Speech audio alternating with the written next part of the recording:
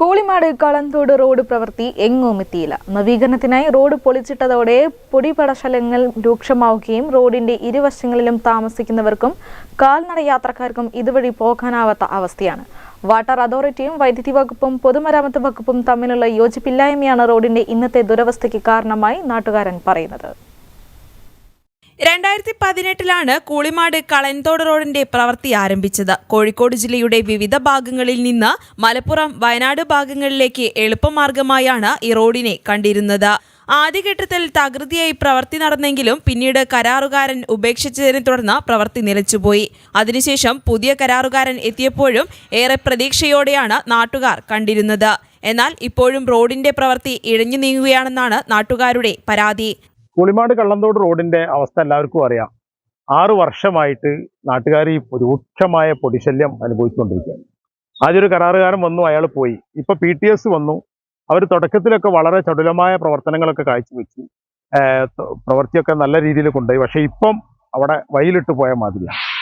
കൂളിമാട് എന്താന്ന് വെച്ചാൽ വളരെ സ്ലോ ആയിട്ടാണ് വർക്ക് നടക്കുന്നത്. അതിരൂക്ഷമായ പൊടിശല്യമാണ്. ഇതിന്റെ ബന്ധപ്പെട്ട കരാറുകാരന്റെയും മേസ്തിരിമാരെയും അതിന്റെ സൂപ്പർവൈസർമാരെയും ഒക്കെ നിരന്തരം കാല് പിടിക്കുന്നത് പോലെ ഈ നാട്ടിലെ ആളുകൾ പറഞ്ഞിട്ട് അവർ പറയും നാളെ ടാർ ചെയ്യും എന്ന് പറഞ്ഞു പോവാം.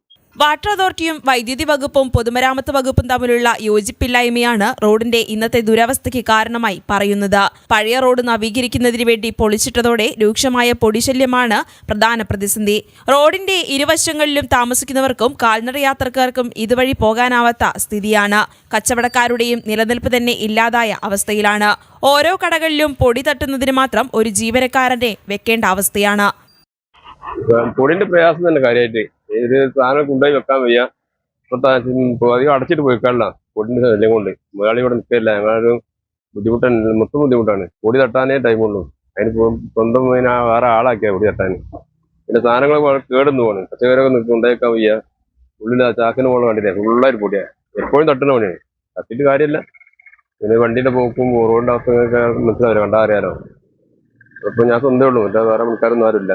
കോവിഡ് മാറി എല്ലാവരും മാസ്ക് ഒക്കെ ഉപേക്ഷിച്ചെങ്കിലും കൂളിമാട് മുതൽ കളന്തോട് വരെയുള്ള റോഡിന്റെ ഇരുവശത്തുമുള്ളവർ ഇപ്പോഴും മാസ്ക് ഇട്ട് നടക്കേണ്ട അവസ്ഥ. പൊടിശല്യം കാരണം ശ്വാസം മുട്ടൽ പോലുള്ള രോഗങ്ങൾക്ക് നിത്യവും ഡോക്ടറെ സമീപിക്കേണ്ട അവസ്ഥയാണ്.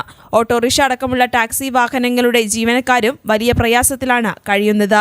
പൊളിച്ചിട്ട റോഡിലൂടെ ഓട്ടം പോയാൽ പിന്നെ അന്ന് കിട്ടുന്ന പണം വർക്ക്ഷോപ്പിലേക്ക് മാറ്റിവെക്കേണ്ടി വരും. ചാലിയാറിന് കുറുകെ കൂളിമാട് കടവിൽ പുതിയ ഒരു പാലം വന്നപ്പോൾ അതിനോടനുബന്ധിച്ചുള്ള ഈ പ്രധാന റോഡ് പെട്ടെന്ന് നവീകരിക്കുമെന്ന പ്രതീക്ഷ യായിരുന്നു നാട്ടുകാർക്ക്. എന്നാൽ പാലത്തിന്റെ ഉദ്ഘാടനം കഴിഞ്ഞ് 1 വർഷം പൂർത്തിയായിട്ടും കൂളിമാട് കളന്തോട് റോഡിന്റെ പ്രവൃത്തി എങ്ങും എത്തിയിട്ടില്ല. News bureau, Mavoor.